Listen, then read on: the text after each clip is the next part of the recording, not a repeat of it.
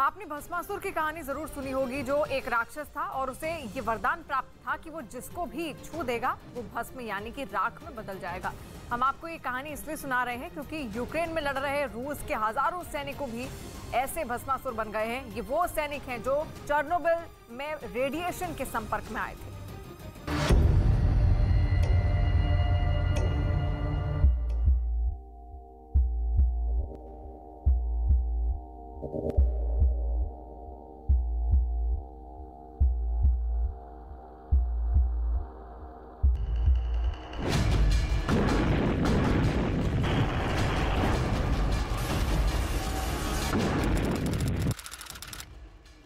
He knew the world would not be the same. Few people laughed. Few people cried. Most people were silent. I remembered the line from the Hindu scripture, the Bhagavad Gita. Vishnu is trying to persuade the prince that he should do his duty, and to impress him takes on his multi-armed form and says, "Now I am become death, the destroyer of worlds." I suppose we all thought that one way or another.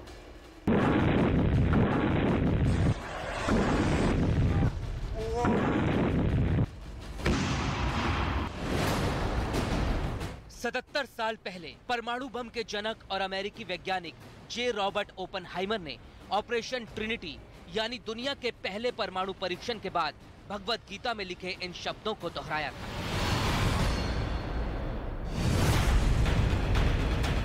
वो दुनिया को बताना चाहते थे कि परमाणु बम की खोज के साथ ही इंसान मृत्यु का देवता बन गया है। इसके ठीक 20 दिनों के बाद यानी 6 अगस्त 1945 को अमेरिका ने जापान के हिरोशिमा पर दुनिया का पहला न्यूक्लियर बम गिरा दिया और रॉबर्ट ओपनहाइमर की बात सच साबित हो गई।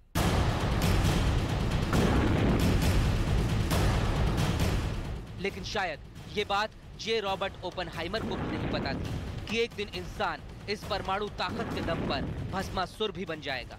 और अब ये भस्मासुर रूस के लिए सबसे बड़ा खतरा बन गए हैं। एक दो नहीं बल्कि हजारों ऐसे भस्मासुर अब यूक्रेन से निकलकर वापस रूस लौट रहे हैं और इन्होंने अपने शरीर पर एक ऐसी खतरनाक भस्म लपेट ली है जिससे रूस में हजारों जिंदगियों का खतरे में पड़ जाना तय है। कैसे रूस में सैकड़ों परमाणु ज़ॉम्बीज कहर ढाने के लिए तैयार हैं, ये हम आपको बताएंगे। लेकिन पहले ये समझिए कि इन भस्मासुरों के केंद्र में आखिर यूक्रेन का चेर्नोबिल कैसे आया। जिस दिन पहली बार रूस की फौज ने यूक्रेन पर हमला किया था, उसी दिन से उसके निशाने पर चेर्नोबिल का न्यूक्लियर प्लांट था। ये न्यूक्लियर प्लांट अब सक्रिय तो नहीं है, लेकिन 1986 में यहाँ हुए विस्फोट के बाद से इस जगह पर रेडिएशन को नियंत्रण में रखना एक बड़ी चुनौती रहा है। लेकिन 24 फरवरी की शाम तक ये चुनौती तब एक विकराल संकट में बदल गई जब रूसी सैनिकों ने चेर्नोबिल पर कब्जे की लड़ाई शुरू कर दी। युद्ध के शुरुआती चंद घंटों में ही चेर्नोबिल पर रूसी सेना का कब्जा हो चुका था। रूस की तरफ से बार बार ये कहा गया कि वो इस न्यूक्लियर प्लांट को कोई नुकसान नहीं पहुंचाएगा। साथ ही ये भरोसा भी दिलाया गया कि चेर्नोबिल में रेडिएशन का स्तर बिल्कुल सामान्य है और खतरे की कोई बात नहीं है। लेकिन दुनिया को इन दावों पर यकीन नहीं था। ये आशंका लगातार जताई गई कि इस न्यूक्लियर प्लांट में कभी भी विस्फोट हो सकता है और ये विस्फोट यूक्रेन और रूस समेत यूरोप में भारी तबाही मचा सकता है। लेकिन 31 मार्च 2022 को अचानक ये खबर आई कि रूस के सैनिकों ने चेर्नोबिल छोड़ दिया है। दुनिया की सांस में सांस आई। सबको लगा कि चलो एक बड़ा परमाणु हादसा होने से बच गया। और यूक्रेन की सरकार का दावा है कि रूस के हमलों से रेडिएशन इस कदर फैल चुका है कि ये न सिर्फ यूक्रेन बल्कि रूस को भी अपनी चपेट में ले लेगा और इसका सबसे बड़ा जरिया बनेंगे यूक्रेन की जमीन पर लड़ रहे रूस के सैनिक। लेकिन अब जो तथ्य सामने आए हैं वो और भी डरावने हैं। पहले आप चेर्नोबिल एक्सक्लूजन जोन यानी पावर प्लांट के आसपास के 30 किलोमीटर इलाके की ड्रोन से ली गई कुछ तस्वीरें देखिए। ये वो इलाका है जहां आज भी रेडिएशन का स्तर बहुत ज्यादा है। इसलिए यहाँ किसी भी सामान्य व्यक्ति को प्रवेश की इजाजत नहीं है। लेकिन जब रूस के सैनिक यहाँ घुसे तो उन्होंने वो सब किया जो अब रूस के लिए ही खतरा बन गया है। रूस के सैनिकों ने चेर्नोबिल के आसपास रेड फॉरेस्ट नामक इलाके में जमीन पर बड़े-बड़े गड्ढे खोदे। माना जाता है कि इस इलाके में रेडिएशन का स्तर आज भी बहुत ज्यादा है। 1986 में जब चेर्नोबिल में परमाणु त्रासदी हुई थी, तब इस इलाके में मौजूद देवदार के हजारों पेड़ रेडिएशन की वजह से लाल हो गए थे। इसलिए इसे आज भी रेड फॉरेस्ट यानी लाल जंगल कहा जाता है। ड्रोन से ली गई इन तस्वीरों को देखकर लगता है कि इस इलाके में रूस के सैनिकों ने अपने टैंक भी दौड़ाए और इन टैंकों की वजह से यहाँ बड़ी मात्रा में रेडियो एक्टिव धूल भी उड़ी। यूक्रेन की स्टेट एजेंसी का दावा है कि यूक्रेन के सैनिकों ने ये गड्ढे अपने हाथों से खोदे और उनके पास इस दौरान किसी भी प्रकार का कोई प्रोटेक्टिव गियर नहीं था। ये भी दावा है कि इस वजह से चेर्नोबिल में मौजूद कई रूसी सैनिक गंभीर रूप से बीमार पड़ गए और उनका बेलारूस के अस्पतालों में इलाज चल रहा है। जब कोई व्यक्ति रेडिएशन के संपर्क में आता है और बीमार पड़ता है तो उसे एक्यूट रेडिएशन सिकनेस कहा जाता है। रेडिएशन की हाई डोज के संपर्क में आने वाले लोगों को अचानक बुखार आने लगता है, भूख कम हो जाती है, मितली आती है, उल्टी की शिकायत होती है, डायरिया हो जाता है और त्वचा भी जगह जगह से उखड़ने लगती है और अगर समय पर इलाज न मिले तो व्यक्ति की तड़प तड़प कर मौत हो जाती है।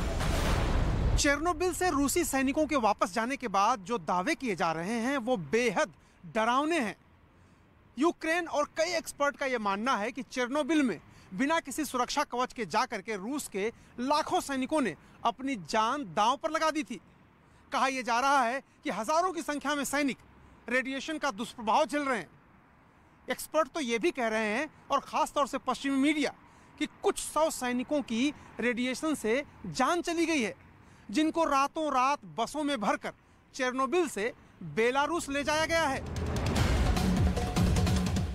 1986 में जब चेर्नोबिल न्यूक्लियर प्लांट में धमाका हुआ था तो इससे पैदा हुए रेडिएशन की चपेट में यूक्रेन और रूस के अलावा यूरोप के 60,000 लोग आए थे और इनमें से करीब 4 से 5,000 लोगों की मौत रेडिएशन की वजह से हो गई। और यूक्रेन में रेडिएशन फैलने के खतरे के बीच यूक्रेन ने बड़ा दावा किया है। खबर है कि रेडिएशन के संपर्क में आए रूस के सैनिक 1 साल से ज्यादा जिंदा नहीं रह पाएंगे। यही नहीं, ये सैनिक अब अपने परिवार के लिए भी घातक है। अब चेर्नोबिल से वापस लौट रहे रूसी सैनिकों के बारे में भी ये दावा है कि वो अपने साथ रेडिएशन की काफी मात्रा अपने घरों की तरफ लेकर जाएंगे। यूक्रेन के ऊर्जा मंत्री हरमन गलुशेंको ने दावा किया है कि चेर्नोबिल से रूस की सेना के 10,000 से ज्यादा उपकरण होकर गुजरे हैं और इन सभी उपकरणों पर रेडिएशन का असर हो चुका है। ये उपकरण हजारों रूसी सैनिकों के हाथ भी लगे होंगे। इसलिए गलुशेंको का मानना है कि जिंदा या मुर्दा वापस घर लौटने वाला हर रूसी सैनिक अपने साथ रेडिएशन लेकर जाएगा और इससे रूस के हजारों परिवार बीमार पड़ जाएंगे।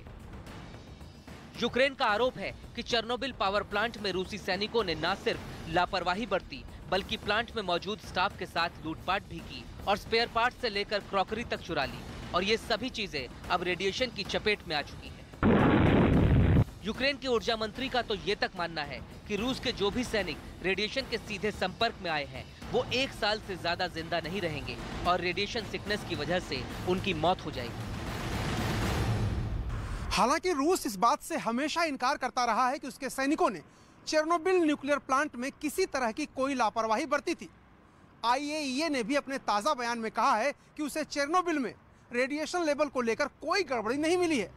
हालांकि रूस की सेना के जाने के बाद कुछ एक्सपर्ट्स कमेटी ने जांच के बाद यह दावा किया है कि कुछ स्थानों पर रेडिएशन का लेवल सामान्य से ज्यादा मिला है।